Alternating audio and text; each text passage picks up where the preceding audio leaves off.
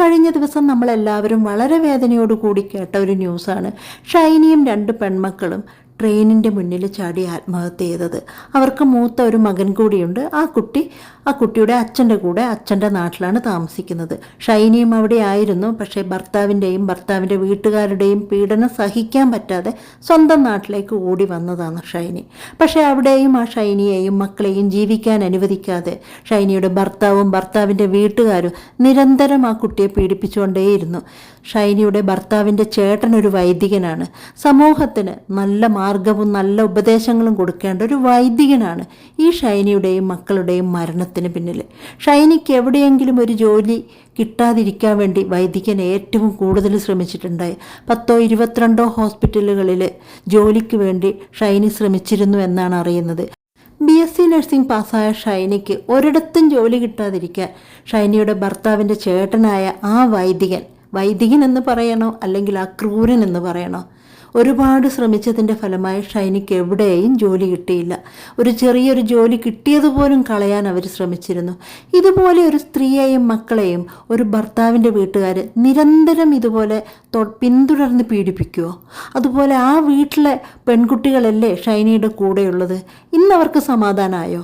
ആ വളർന്നു വരുന്ന ആ പെൺകുട്ടികളും ഷൈനിയും ഇത്രയും മനസ്സിൻ്റെ സഹിക്കാൻ പറ്റാത്ത അവസ്ഥയിൽ ട്രെയിനിൻ്റെ മുമ്പിൽ അമ്മയെ കെട്ടിപ്പിടിച്ച്, കാരണം അമ്മ സഹിക്കുന്നതും എല്ലാം കണ്ടിരുന്ന മക്കൾ അമ്മയെ വിട്ട് ഒരു വശത്തേക്ക് ഓടിപ്പോയില്ല. അമ്മയെ കെട്ടിപ്പിടിച്ച് ചേർന്ന് നിന്ന് മരണത്തിലേക്ക് പോയി. പലരും പല അഭിപ്രായങ്ങളും പറയുന്നുണ്ട്.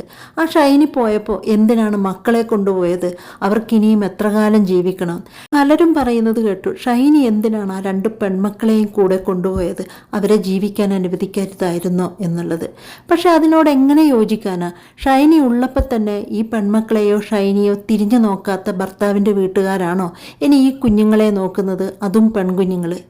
എന്തുകൊണ്ടോ ചിന്തിക്കുമ്പോൾ ഷൈനി ചെയ്തത് തന്നെയാണ് ശരിയെന്നാണ് എൻ്റെ ഒരു തോന്നൽ. കാരണം സ്വന്തം പെൺമക്കളെ ഭൂമിയിൽ വിട്ടിട്ട് മരണത്തിലേക്ക് പോവാൻ മനസ്സനുവദിക്കാത്തത് കൊണ്ടല്ലേ ഒരമ്മ അങ്ങനെ ചെയ്തത്. ഒരമ്മയ്ക്കും ഒരു മക്കളെയും കൊല്ലാൻ ഇഷ്ടമുണ്ടായിട്ടല്ലല്ലോ അങ്ങനെ ചെയ്യുന്നത്. ജീവിക്കാൻ ഒരു തുണയുമില്ലാത്തൊരവസ്ഥയിൽ ആ പെൺകുട്ടി അങ്ങനെ ചെയ്തതാണ്. പിന്നെ കൂടുതലും മനസ്സ് തകർന്നത് മകനെ കൊണ്ട് ഈ ഭർത്താവിൻ്റെ വീട്ടുകാർ കേസ് കൊടുപ്പിച്ചു. അത് താങ്ങാൻ ഷൈനിക്ക് തീരെ പറ്റാതായി.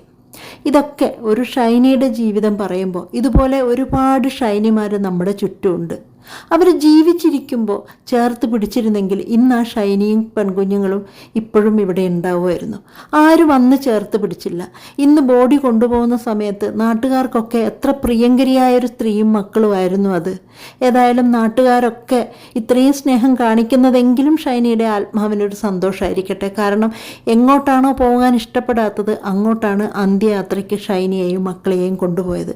ഇന്ന് ആ മകൻ്റെ കരച്ചിൽ കാണുമ്പോൾ എന്തൊക്കെയോ വല്ലാത്ത കുറ്റബോധം. കാരണം ഈ അച്ഛനും വീട്ടുകാരും ആ കുട്ടിയെ കൊണ്ട് എന്തൊക്കെയോ ചെയ്യിപ്പിക്കുന്നു.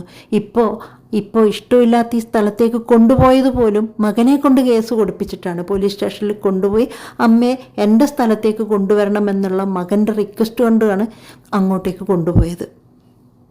ഇന്നതൊക്കെ കാണുമ്പോൾ തോന്നുന്നത് ഷൈനിക്ക് ഭർത്താവിൻ്റെ വീട്ടിൽ അത്രയും പീഡനം ഉണ്ടായപ്പോൾ സ്വന്തം വീട്ടിൽ എന്തുകൊണ്ട് ഷൈനിയെ ചേർത്ത് പിടിച്ചില്ല? ഒരു സഹോദരിയുടെ ഭർത്താവ് എന്തോ പാർട്ടിയുടെയൊക്കെ ഇതുകൊണ്ട് സഹോദരിയുടെ ഭർത്താവാണ് ഇന്ന് ഷൈനിക്ക് ഇഷ്ടമില്ലാത്ത ആ പള്ളിയിലേക്ക് കൊണ്ടുപോകാൻ എല്ലാ സപ്പോർട്ടും കൊടുത്തത്, എതിര് പറഞ്ഞില്ല എന്നൊക്കെ ഇന്ന് പറയുന്നത് കേട്ടു. അതൊക്കെ എന്തോ ആവട്ടെ. പക്ഷേ ഷൈനിയുടെ വീട്ടുകാർ എന്തുകൊണ്ട് ഷൈനിയെ ചേർത്ത് പിടിച്ചില്ല? നാട്ടുകാർ മരിക്കുന്നതിന് മുമ്പ് എന്തുകൊണ്ട് ഷൈനിയെ ചേർത്ത് പിടിച്ചില്ല? നമുക്ക് ചുറ്റും ഇതുപോലെ ഒരുപാട് ഷൈനിമാരുണ്ട്. കാരണം അവരൊക്കെ മറ്റുള്ളവർ അറിഞ്ഞാൽ എന്ത് ചിന്തിക്കും, ഇതെങ്ങനെ പറയും, അല്ലെങ്കിൽ എനിക്കൊരു ജോലി വാങ്ങിത്തരണം, അല്ലെങ്കിൽ എനിക്കൊരു താമസിക്കാൻ ഒരിടം തരണം എന്ന് പറയാൻ മടിയും അഭിമാനവും കൊണ്ട് പല സ്ത്രീകളും സ്വയം അനുഭവിക്കുകയാണ്. എന്തായാലും ഭർത്താവിൻ്റെ വീട്ടിൽ നിന്ന് അങ്ങനെയാണെങ്കിലും ഈ വീട്ടിൽ അച്ഛൻ, അമ്മ, സഹോദരങ്ങൾ അവരൊക്കെ ഒന്ന് നല്ലതുപോലെ ചേർത്ത് പിടിച്ചിരുന്നെങ്കിൽ ഷൈനി ഇങ്ങനെയൊരു കടുങ്കൈ ചെയ്യുമോ? അത് തന്നെയാണ് ഈ 2 ദിവസമായിട്ട് ചിന്തിച്ചുകൊണ്ടിരിക്കുന്നത്. അങ്ങനെയെങ്കിൽ ആരെങ്കിലും ഈ പെൺകുട്ടിക്ക് ഒരു തുണയായിട്ടുണ്ടെങ്കിൽ ഷൈനി ഇന്ന് ജീവിച്ചിരിക്കുമായിരുന്നില്ലേ?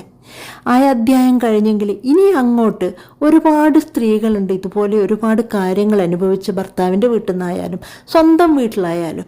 കാരണം സ്വന്തം വീട്ടിലുള്ളതും കൂടുതലായിട്ട് ആരോടും പറയാൻ പറ്റില്ല. ഭർത്താവിൻ്റെ വീട്ടിൽ നിന്ന് ബുദ്ധിമുട്ട് കൊണ്ട് ഓടി വരുമ്പോൾ പെൺകുട്ടികളെയും നിന്നെയും നോക്കണ്ടേ എന്നുള്ള ഒരു ചിന്തയിൽ എന്തെങ്കിലും ഷൈനിയോട് കാണിച്ചിട്ടുണ്ടാവുമോ? അല്ലെങ്കിൽ ഇതുപോലെ മറ്റ് പല പെൺകുട്ടികളും അനുഭവിക്കുന്നുണ്ടാവും.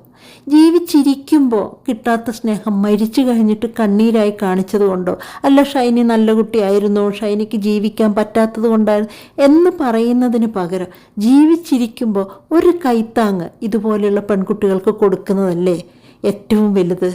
അത് നാട്ടുകാരായാലും അയൽവക്കക്കാരായാലും എല്ലാവർക്കും അറിയാം ഷൈനി ആ ഭർത്താവിൻ്റെ വീട്ടിൽ നിന്ന്, ഭർത്താവിൻ്റെ ചേട്ടനായാലും ഭർത്താവായാലും ഒരുപാട് ഷൈനിയെ ഉപദ്രവിച്ചു. ഇതിനടുത്തൊരു ദിവസം തന്നെ ഷൈനിയുടെ ഭർത്താവ് ഇവിടെ വന്ന് എന്തൊക്കെയോ കാട്ടിക്കൂട്ടി എന്നൊക്കെ പറയുന്നുണ്ട്.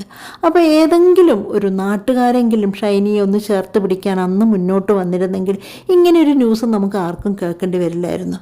ഈ പെൺകുട്ടി കുഞ്ഞുങ്ങളെ വളർത്താൻ കഠിനാധ്വാനം തന്നെയാണ് ചെയ്തിട്ടുണ്ടായത്. ആരുടെ മുന്നിലും കൈനീട്ടല്ല ആ പെൺകുട്ടി ചെയ്തത്.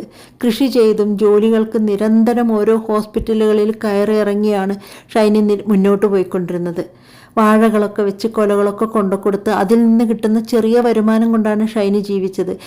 എന്നാലും ഷൈനി ഇനിയും മുന്നോട്ട് പോകുമായിരുന്നു. പക്ഷേ ഭർത്താവിൻ്റെ വീട്ടുകാരും വിടാതെ പിന്തുടർന്ന് ഈ പെൺകുട്ടിയെ പീഡിപ്പിച്ചുകൊണ്ടേയിരുന്നു. മരണത്തിന് ശേഷം പോലും ഈ പെൺകുട്ടിയെ പീഡിപ്പിക്കുക. കാരണം പെൺകുട്ടിക്ക് ഇഷ്ടമുള്ള സ്വന്തം നാട്ടിൽ ആ പെൺകുട്ടിയുടെ അന്ത്യവിശ്രമത്തിന് പോലും അവർ സമ്മതിച്ചില്ല. അവരുടെ നാട്ടിൽ തന്നെ ഷൈനിയെ കൊണ്ടുപോകണമെന്നുള്ള വാശിയിലാണ്.